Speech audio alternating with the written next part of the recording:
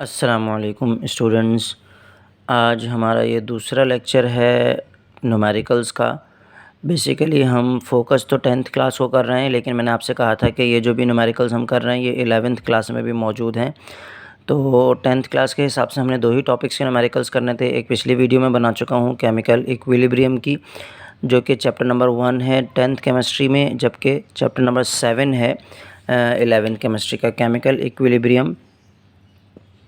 इसके न्यूमेरिकल्स हम कर चुके हैं प्रैक्टिस, जो कि आपके पास 10th क्लास में चैप्टर 1 है, जबकि 11th क्लास का चैप्टर 7 है। तो अब हम करने जा रहे हैं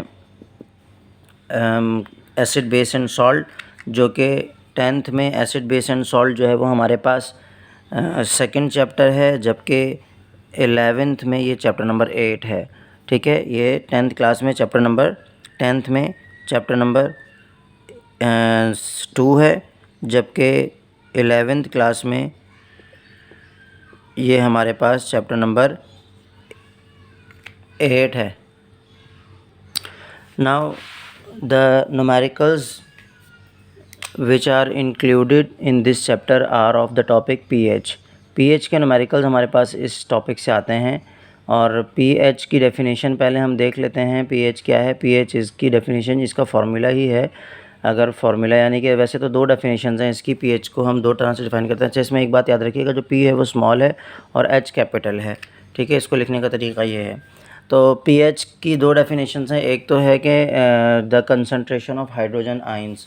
ठीक है, the concentration of hydrogen ions present in a solution, एक ये भी डेफिनेशन इसकी बताई जाती है। और दूसरी जो है इसका फार्मूले को ही इसकी डेफिनेशन बताई जाती है कि pH is the negative logarithm of H+ ion concentration. अब आपकी मर्ज़ी है कि आप जो भी डेफिनेशन लिखना चाहें। पहली मैंने आपको बता दी, the measurement of the concentration of hydrogen ion in a solution, और दूसरी the negative logarithm of hydrogen ion concentration. इन दोनों में से कोई भी डेफिनेशन लिखी जा सकती है। अच्छा, कहने को तो सिर्फ pH है, जबकि इसके अंदर हमारे पास pH POH दोनों इंक्लूड होते हैं। इस टॉपिक में दोनों तरह के न्यूमेरिकल्स इंक्लूड होते हैं, pH के भी और POH के भी। अच्छा, सबसे पहले तो इस चैप्टर में यानी कि इस टॉपिक में जो जो हमारे पास न्यूमेरिकल्स जो फार्मूले इंक्लूड हैं, जिस फार्मूले को हम यूज़ करेंगे वो मैं यहाँ पर लिस्ट लिख देता हूँ। तो सबसे पहला फार्मूला जो हम यहाँ पर यूज़ करेंगे, pH is the negative logarithm of H+ ion concentration. सबसे पहले तो हम ये फार्मूला यूज़ करेंगे। दूसरे नंबर पर सेम यही फार्मूला POH के लिए है, यानी कि जब बेस हमें गिवन होगी, बेसिक सॉल्यूशन गिवन होगा, तो हम इसी को H+ के बजाय OH नेगेटिव आयन कंसनट्रेशन के साथ लिख देंगे। तीसरा फार्मूला हमारे पास है pH + POH = 14, और चौथा फार्मूला हमारे पास है कि H+ ion concentration into OH negative ion concentration = 1 × 10⁻⁻14। तो ये टोटल हमारे पास 4 फार्मूले हैं जो हम यहाँ पर यूज़ करेंगे। तो आपको ये चारों फार्मूले अच्छे से पता होने चाहिए। एक पहला, pH is the negative logarithm of H+ ion concentration. दूसरा, POH is the negative logarithm of OH negative ion concentration. तीसरा, pH + POH = 14, और चौथा, H+ ion concentration + OH negative ion concentration = 1 × 10⁻⁻14। अच्छा, अब मैं आपको दोनों क्लासेस यानी कि 10th के भी और 11th के भी न्यूमेरिकल्स कराऊंगा। पहले हम 10th क्लास के न्यूमेरिकल्स को फोकस कर लेते हैं, फिर 11th क्लास के न्यूमेरिकल्स भी साथ ही साथ उसकी भी प्रैक्टिस कर लेंगे। वैसे सिमिलर हैं तकरीबन। अगर कोई 10th क्लास के न्यूमेरिकल्स की प्रैक्टिस कर लेता है तो उसकी 11th क्लास की भी प्रैक्टिस हो जाएगी, और अगर कोई 11th क्लास की प्रैक्टिस कर लेता है तो उसको 10th क्लास के भी न्यूमेरिकल सॉल्व करना आ जाएंगे। एक आध न्यूमेरिकल में थोड़ा बहुत जो है वो कॉन्सेप्ट एक्स्ट्रा है 11th में, वरना अदरवाइज़ सेम है। अच्छा, अब हम पहला न्यूमेरिकल कर रहे हैं 10th क्लास की बुक का, जो कि हमारे पास 10th क्लास की बुक में एक्सरसाइज में इंक्लूड है, पेज नंबर 32 पर। अच्छा, ये पहला न्यूमेरिकल है हमारे पास पेज नंबर 32 पर 10th क्लास की बुक में। अगर आप देखेंगे तो calculate pH of 0.5 m solution of NaOH। अच्छा, ये इसमें जो फर्स्ट एडिशन आया था बुक का, उसमें यहाँ पर 5 m लिखा हुआ था, कि जो कि प्रिंटिंग मिस्टेक है। इसको 0.5 m ही करेंगे। सेकेंड एडिशन है, उसमें उन्होंने इसको करेक्ट करके दिया है 0.5 m सॉल्यूशन ऑफ NaOH। अच्छा, अब यहाँ पर देखिएगा कि pH जो है ना वो हमेशा निकलती है एसिड की, जबकि आप सब लोगों को पता है आर्हेनियस थ्योरी के हिसाब से ये बेस है, क्योंकि इसमें हाइड्रोक्सिल आयन आयन मौजूद है, NaOH बेस है। तो बेस की तो pH हम डायरेक्ट नहीं निकाल सकते, तो बेस है तो पहले हमें POH निकालनी पड़ेगी। लेकिन उससे पहले हम इसका डेटा बना लेते हैं। डेटा में हम क्या क्या लिखेंगे कि हमें pH कैलकुलेट करनी है। दूसरे नंबर पर हमें कंसंट्रेशन दी हुई है 0.5 m, यानी कि जो 0.5 m कंसंट्रेशन है ये किसकी है, NaOH की है। और आप जानते हैं कि क्योंकि NaOH हमारे पास बेस है तो इसीलिए बेस की हाइड्रोक्सिल आयन कंसंट्रेशन, यानी कि हम इसकी इक्वेशन अगर बनाएं, अभी मैं आपको बनाकर भी दिखा देता हूँ कि इसकी इक्वेशन ये बनेगी कि NaOH रिवर्सिबल रिएक्शन होगा Na plus and OH minus. अब याद रखिए कि जो कंसंट्रेशन NaOH की दी हुई है वही कंसंट्रेशन इसके हाइड्रोक्सिल आयंस की भी होगी, क्योंकि यहाँ पर भी 1 मोल है और यहाँ पर भी 1 ही मोल है। अगर यहाँ पर 2 मोल्स होते तो फिर इसके डबल कर देते हैं हम लोग, ठीक है। तो जो कंसंट्रेशन यहाँ है वही कंसंट्रेशन NaOH की जो कंसंट्रेशन गिवन है वही। अच्छा, और आप लोगों को पता है कि m लिखें या मोल पर DM³ लिखें, ये मैं आप लोगों को पिछले लेक्चर में बता चुका हूँ, दोनों का मतलब एक ही है। तो हमें हाइड्रोक्सिल आयन कंसंट्रेशन दी हुई है NaOH की, ठीक है।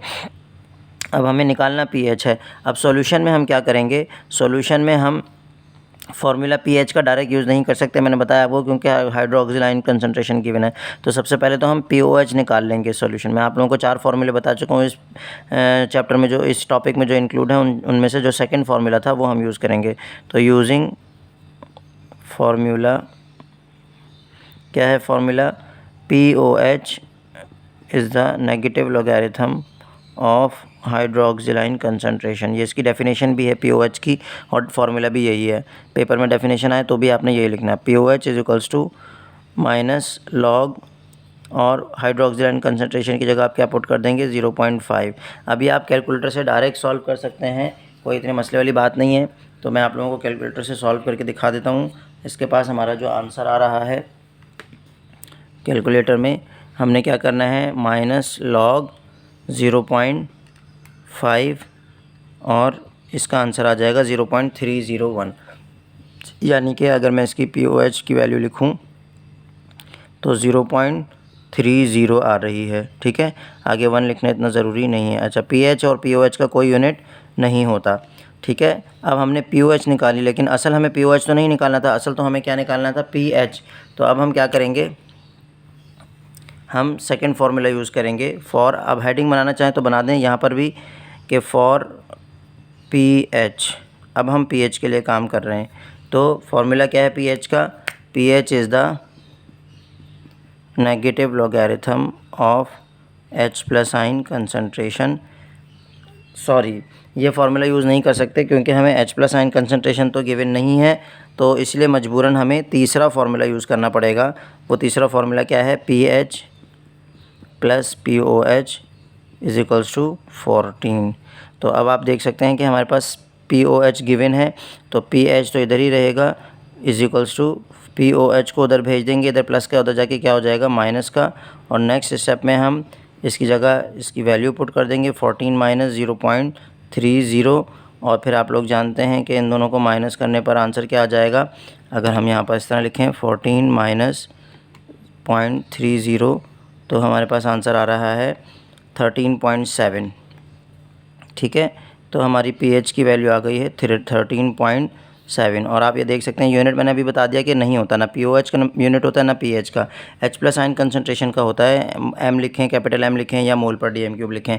अब आप देख सकते हैं कि ये हमारे पास 13.7 बिल्कुल सही आई है, क्योंकि ये जो हमारे पास सोल्यूशन गिवन था वो हमारे पास सोल्यूशन था NaOH का, और NaOH क्योंकि बेस है और बेस की pH हमेशा 7 से ज़्यादा ही आती है, तो यहाँ हमें ये भी पता चल गया कि हमारा आंसर करेक्ट है। चलें अब चलते हैं सेकंड न्यूमेरिकल की तरफ, इसी यानी कि पेज नंबर 32 पर। ये फर्स्ट न्यूमेरिकल था, अब सेकंड न्यूमेरिकल करेंगे पेज नंबर 32 का। ओके, आप देख सकते हैं यहाँ पर ये हमारे पास सेकंड न्यूमेरिकल है उसी पेज नंबर 32 का 10th क्लास की बुक में। और इसमें भी हम पहले डेटा बना लेते हैं। डेटा में क्या क्या हमें गिवन है, डेटा में हमें सबसे पहले कहा गया है कि सॉल्यूशन H2SO4 है। अच्छा, इसमें डेटा में आप कोशिश क्या करें, सबसे पहले इक्वेशन लिखा करें, जो भी सॉल्यूशन दिया हुआ है उसकी इक्वेशन। तो इक्वेशन क्या बनेगी H2SO4 की, H2SO4, और इसको जब हम इसके आयंस में डिसोसिएट करेंगे तो हमारे पास एक H+ आयन रिलीज़ होंगे। कितने H+ आयन रिलीज़ होंगे? 2, क्योंकि यहाँ पर लिखा हुआ है H2, ठीक है ना। यहाँ पर H2 नहीं लिखना, मॉलिक्यूल रिलीज़ नहीं करेगा, या आयंस रिलीज़ करेगा, ठीक है, hydrogen ions, plus SO4 minus, ठीक है। तो ये H2SO4 की हमेशा यही इक्वेशन बनेगी। कौन सी इक्वेशन? इसकी आयोनिक इक्वेशन यही बनेगी। तो आप इसको याद कर लें या फिर आपको समझ लें। मैंने बता दिया कि 2 हाइड्रोजन आयन रिलीज़ करेगा और SO4 एक ही रिलीज़ करेगा, और इक्वेशन बैलेंस होनी चाहिए। 2 हाइड्रोजन, एक सल्फ़र, 4 ऑक्सीजन। अच्छा, अब उसके बाद क्या है कि H2SO4 सॉल्यूशन है और उसकी pH दी हुई है। pH क्या दी हुई है? pH = 1.05। अच्छा, ये इक्वेशन किसी न्यूमेरिकल में काम आती है, किसी में नहीं भी आती, तो इसीलिए इसको बस हमें लिख लिया करें, एक प्रैक्टिस इसकी रख लें। आगे कैलकुलेट इट्स POH, एक तो POH कैलकुलेट करने के लिए बोली है, और दूसरा क्या कहा है? H+ आयन कंसंट्रेशन, ठीक है, H+ आयन कंसंट्रेशन।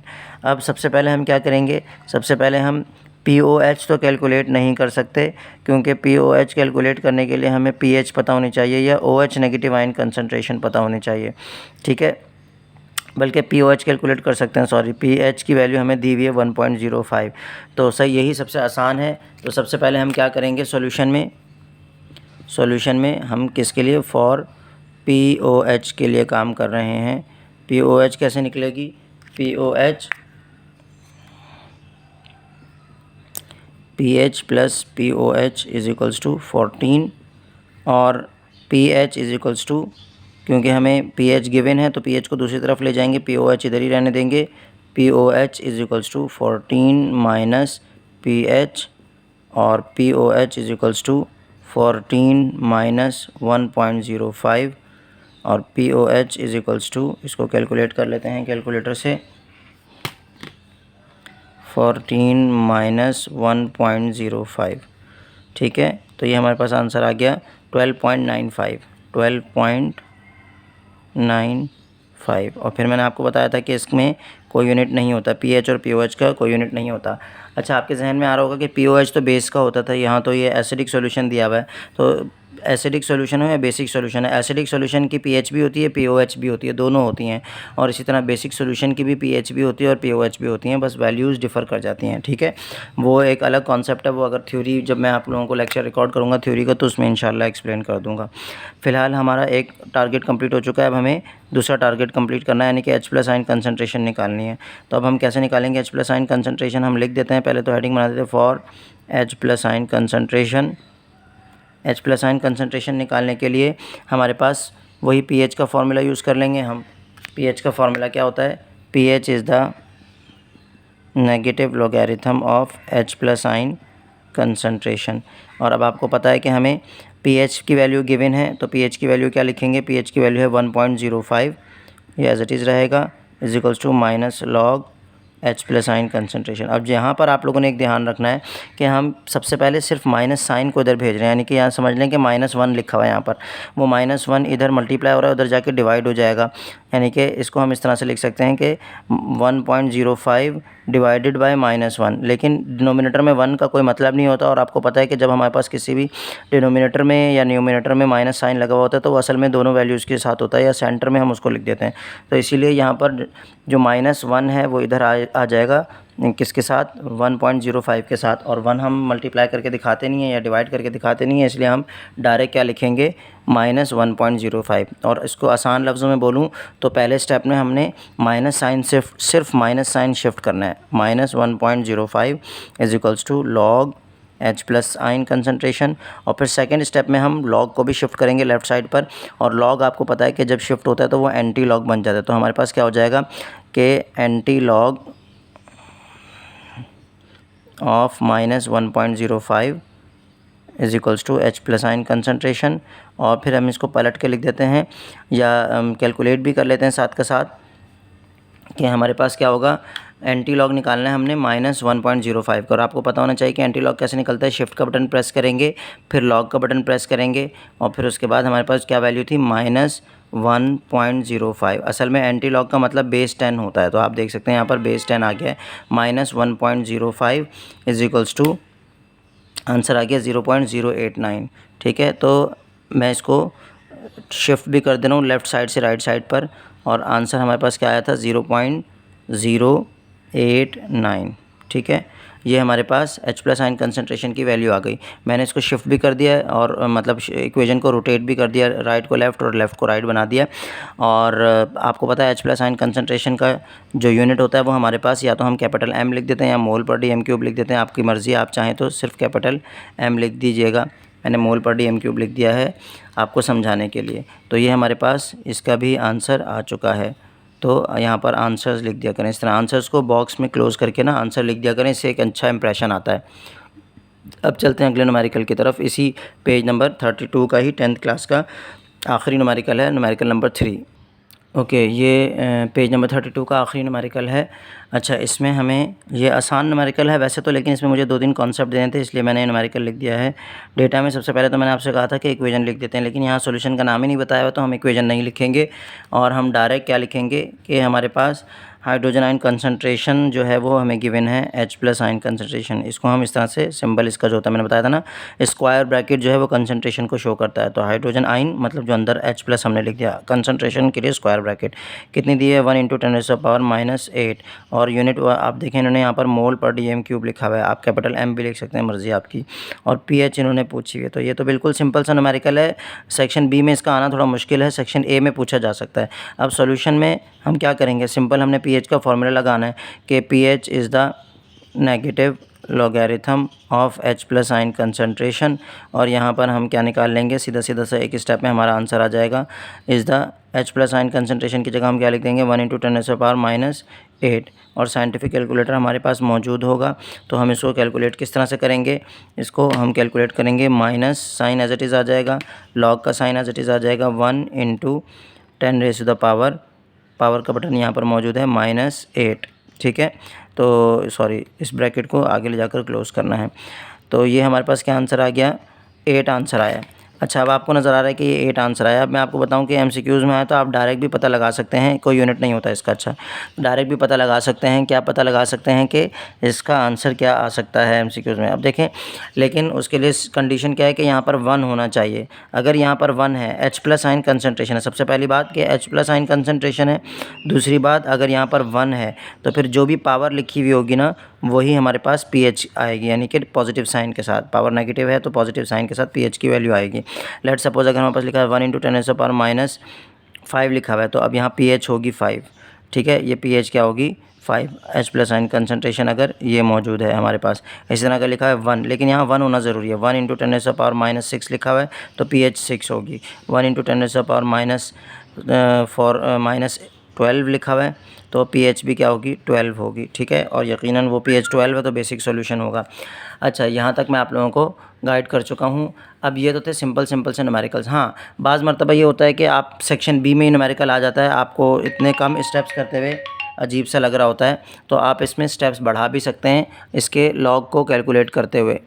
तो इसके स्टेप्स बढ़ाना चाहें तो बढ़ा सकते हैं। उसका तरीका क्या है, सिंपल सा तरीका है कि हम यहाँ पर इसको सॉल्यूशन में ही क्या कर देंगे, pH, ये पहले तो फार्मूला लिख देंगे सेम वही, pH is the negative logarithm of H+ ion concentration, और दूसरे स्टेप में हम इसको क्या कर देंगे, माइनस लॉग, और value as it is put करेंगे 1 × 10⁻⁻8, और तीसरे स्टेप में हम, यानी कि सेक्शन बी में अगर आ जाए तो स्टेप्स बढ़ाने के लिए मैं बता रहा हूँ कि क्या करेंगे। अब ये लॉग डिस्ट्रीब्यूट करके, माइनस साइन बाहर एज इट इज़ रहेगा, लॉग 1 को भी मिल जाएगा, और फिर आपको पता है कि लॉग की प्रॉपर्टी क्या है, जब वो डिस्ट्रीब्यूट होता है तो मल्टीप्लाई को प्लस कर देता है, और लॉग जो है वो 10⁻⁻8 को भी डिस्ट्रीब्यूट हो जाएगा, दोनों में डिस्ट्रीब्यूट हो जाएगा। ठीक है, लॉग 10 को भी मिल गया और लॉग 10⁻⁻8 को भी मिल गया। फिर उसके बाद pH is equals to minus as it is रहेगा, log 1 जो है वो आप देख सकते हैं, log 1 किसके बराबर होता है, log 1 जो है वो हमारे पास बराबर होता है 0 के। तो आपने यहाँ पर क्या पुट कर दिया 0। अब फिर पावर जो होती है वो लॉग के पीछे आकर बेस बन जाती है। ये बात आप लोगों ने 9th क्लास में लॉग के टेबल में पढ़ा होगा। तो ये -8 बनेगी, माइनस और इस प्लस को भी माइनस क्या कर देगा, माइनस कर देगा। तो माइनस प्लस माइनस और 8 पीछे आकर बेस बन जाएगा लॉग के, और लॉग 10। और फिर अब आप इसको कैलकुलेट करेंगे कैसे, PH तो एज इट इज़ रहा, माइनस साइन भी बाहर एज इट इज़ है। अब ये 0 ख़त्म हो जाएगा, 0 का कोई मतलब नहीं है। -8 भी एज इट इज़ रहेगा। log 10 की वैल्यू निकालनी है हमने, तो log 10 की वैल्यू हम जब निकालेंगे कैलकुलेटर में log 10, तो वो उसका आंसर होता है 1। तो आप देख सकते हैं कि ये log 10 की जगह हम क्या पुट कर देंगे 1, और फिर उसके बाद अब आप देख सकते हैं 8 1 ज़ा 8 और माइनस माइनस प्लस हो जाएगा। तो PH का आंसर क्या आ गया, 8 आंसर आ गया। माइनस माइनस प्लस और 8 1 ज़ा 8 आंसर आ गया। तो ये भी आप देख सकते हैं सेम ही आंसर आया है, बस यहाँ स्टेप्स बढ़ गए क्या, क्योंकि सेक्शन बी में हम चाह रहे थे कि थोड़ा सा हमारे स्टेप्स ज़्यादा नज़र आएँ, इसलिए हमने इस मेथड से करें या इस मेथड से करें, मर्ज़ी आपकी है। एहतियातन मैंने आपको बता दिया, ठीक है। अब हम चलते हैं कि कुछ और न्यूमेरिकल्स की तरफ जो फर्स्ट ईयर के न्यूमेरिकल्स हैं, और उनको भी देख लेते हैं ताकि 10th क्लास वाले स्टूडेंट्स के लिए भी आसानी हो जाए। अच्छा, ये मैंने फ़र्स्ट ईयर कहा है, 11th क्लास कहा है, तो इसका मतलब ये नहीं है कि 10th क्लास वाले इसको स्किप कर दें।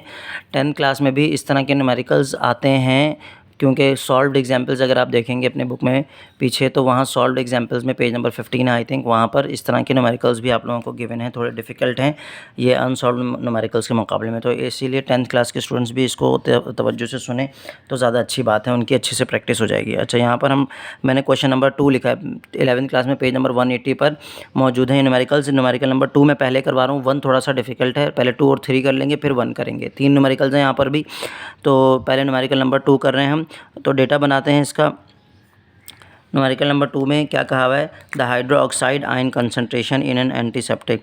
तो यहाँ पर आप देख सकते हैं हाइड्रोक्साइड लिखा हुआ है, तो ध्यान से देखना है, हाइड्रोक्साइड का मतलब OH नेगेटिव आयन कंसंट्रेशन कितनी दी हुई है, कंसंट्रेशन एंटीसेप्टिक सोल्यूशन की। अच्छा, ये टेम्परेचर का कोई यहाँ पर यूज़ नहीं है, और इन न्यूमेरिकल्स में टेम्परेचर का यूज़ नहीं होता PH और POH के। 3.5 इंटू 10⁻⁻4 कैपिटल M लिखा हुआ है, मोल पर DM³ लिखें, कैपिटल M लिखे, बात एक ही है। तो ये हमें हाइड्रोक्सिल आयन कंसंट्रेशन दी हुई है और पूछी हुई PH है। अब जाहिर सी बात है कि हम क्या करेंगे, यहाँ पर सॉल्यूशन में PH डायरेक्ट नहीं निकाल सकते, क्योंकि उसके लिए तो H+ आयन कंसंट्रेशन दी हुई होनी चाहिए। अब OH की मदद से तो हम क्या निकाल सकते हैं, POH ही निकाल सकते हैं। तो हम यहाँ पर पहले POH निकालेंगे इस फॉर्मूले से, और फिर जब हमारे पास POH निकल कर आ जाएगी, और POH निकल कर आने के बाद फिर हम PH + POH वाला फार्मूला यूज़ कर PH निकाल सकते हैं। तो सबसे पहले हम क्या करेंगे, सॉल्यूशन में POH हम निकाल रहे हैं, ठीक है। OH की मदद से हम POH निकाल रहे हैं, फिर PH निकल सकती है, डायरेक्ट PH नहीं निकल सकती। तो अब लिखते हैं यहाँ पर फॉर POH निकाल रहे हैं, क्या है formula, POH is the negative logarithm of OH negative ion concentration, और POH is equals to negative log, और OH नेगेटिव आयन कंसंट्रेशन क्या गिवन है, 3/3.5 इंटू 10⁻⁻4, ठीक है। अब इसको आप सिंप्लीफाई कर लेंगे साइंटिफिक कैलकुलेटर से।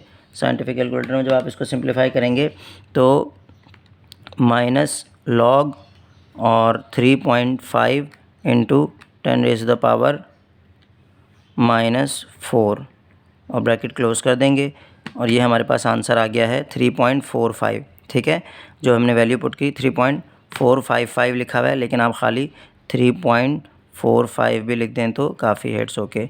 और फिर आपको तो पता ही है कि PH और POH का कोई यूनिट नहीं होता। अब हमने क्या निकालना है, अब हमने इसमें निकालना है PH, जो असल हमारी रिक्वायरमेंट थी। तो अब हम हेडिंग बनाते हैं फॉर PH, न्यूमेरिकल फार्मूला क्या है PH का, PH, लेकिन PH का जो सिंपल फार्मूला है, पहला फार्मूला, वो नहीं लगेगा, क्योंकि उसके लिए हमें H+ आयन कंसंट्रेशन चाहिए होती है, कि जो कि नहीं गिवन।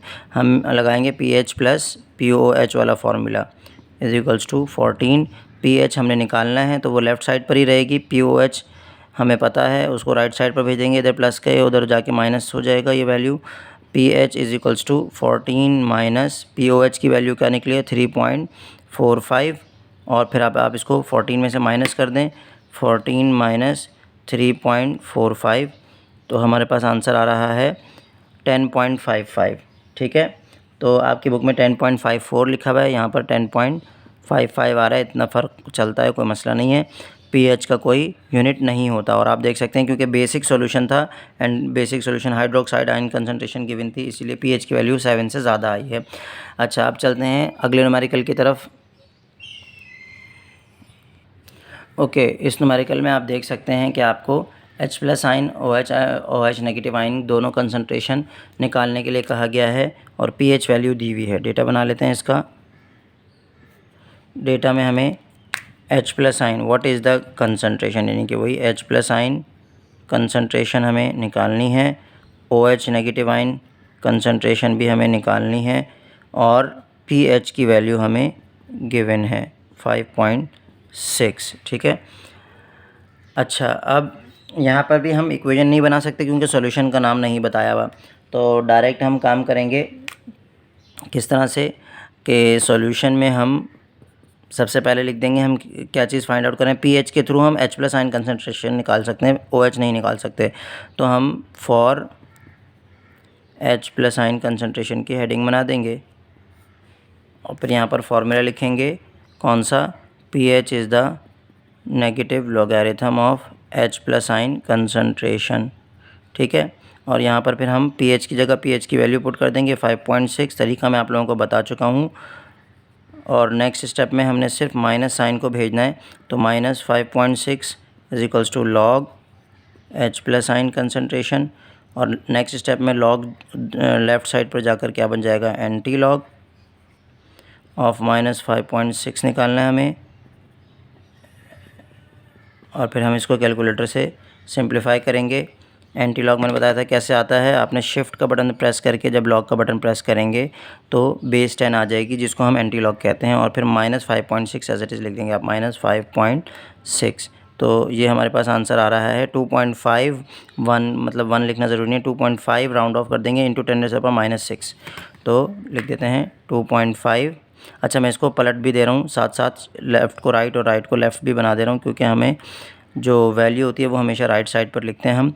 तो आंसर क्या आया था हमारा 2.5 इंटू 10⁻⁻6। और साथ में आप यहाँ पर इसका यूनिट लिख देंगे। यूनिट क्या होगा इसका, कैपिटल M या मोल पर DM³ जो आपका दिल चाहे।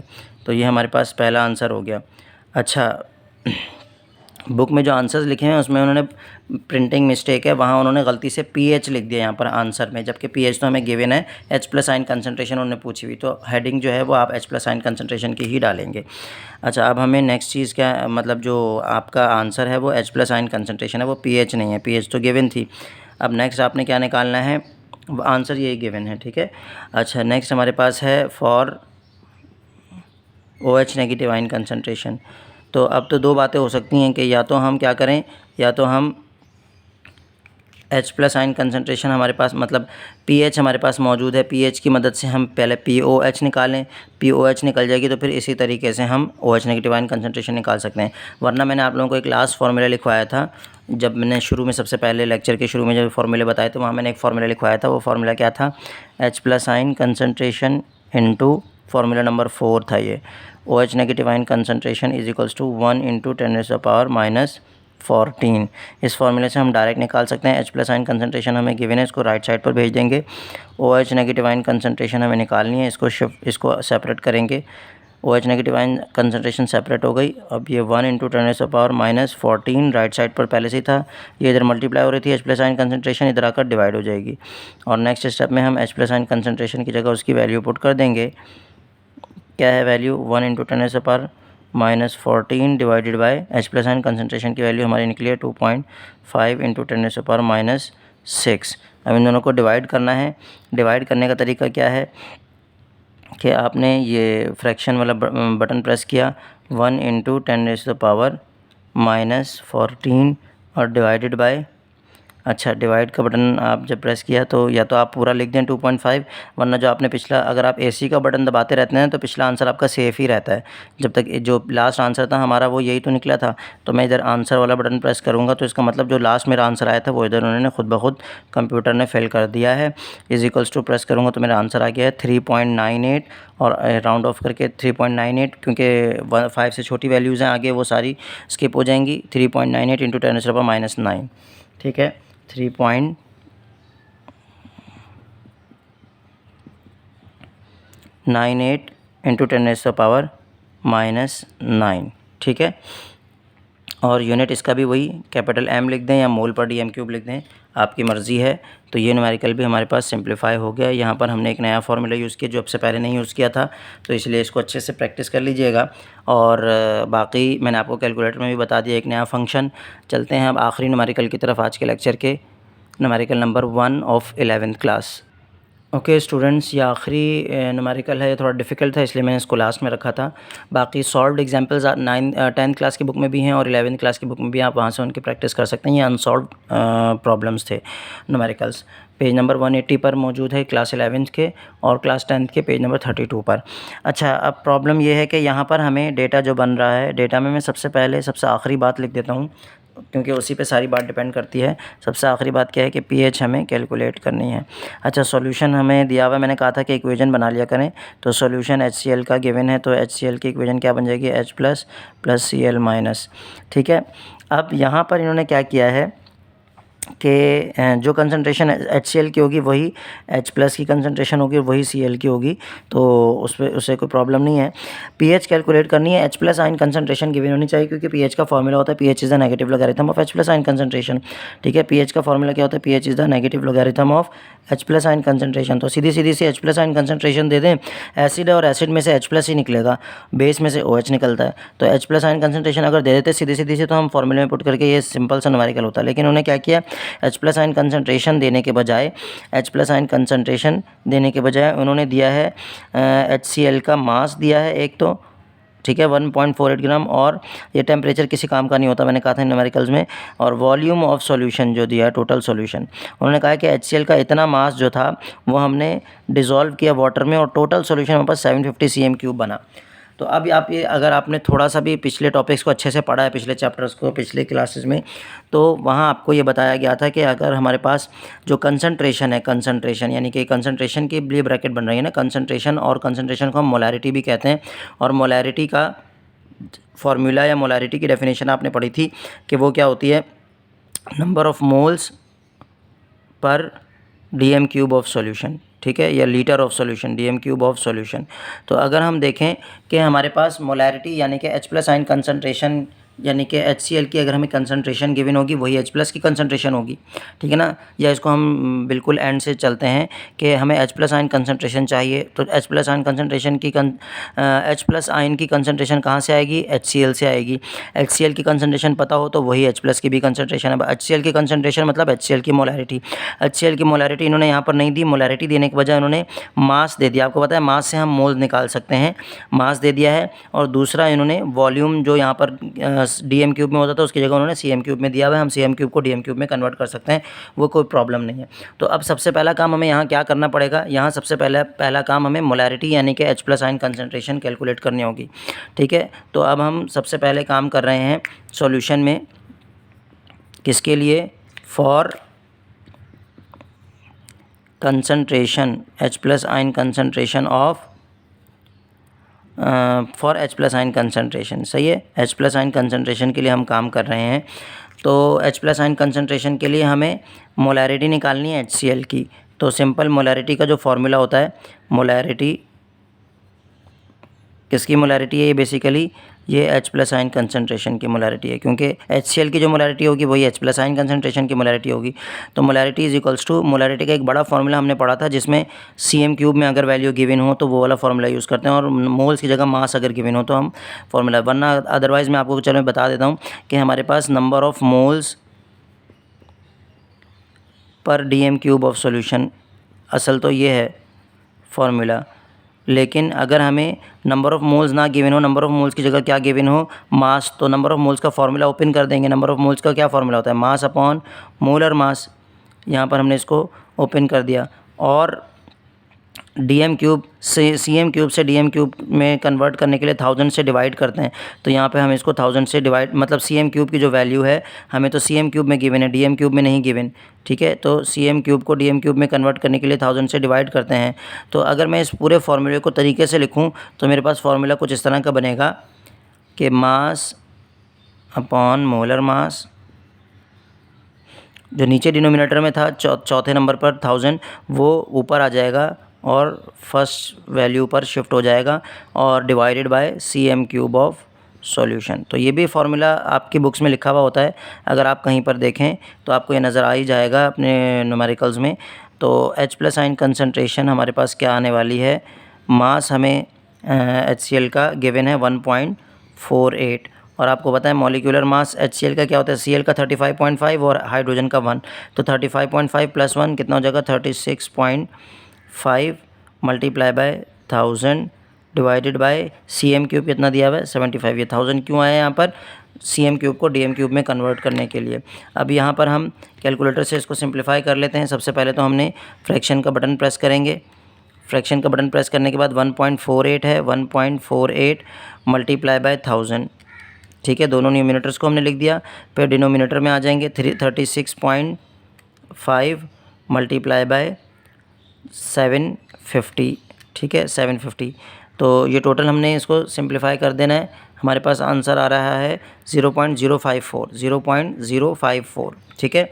तो H+ आयन कंसंट्रेशन क्या आ गई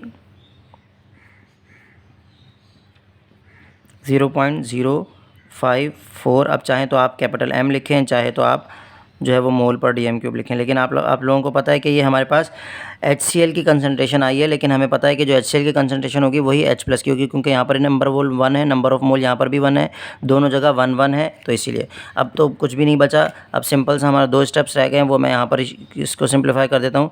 2 स्टेप्स क्या हैं, हमें pH निकालनी है, तो फॉर pH की हेडिंग डाल लेते हैं। क्या है फॉर्मूला pH का, pH is the negative logarithm of H+ ion concentration और pH is equals to -log, और H+ आयन कंसंट्रेशन हमारी क्या है 0.054।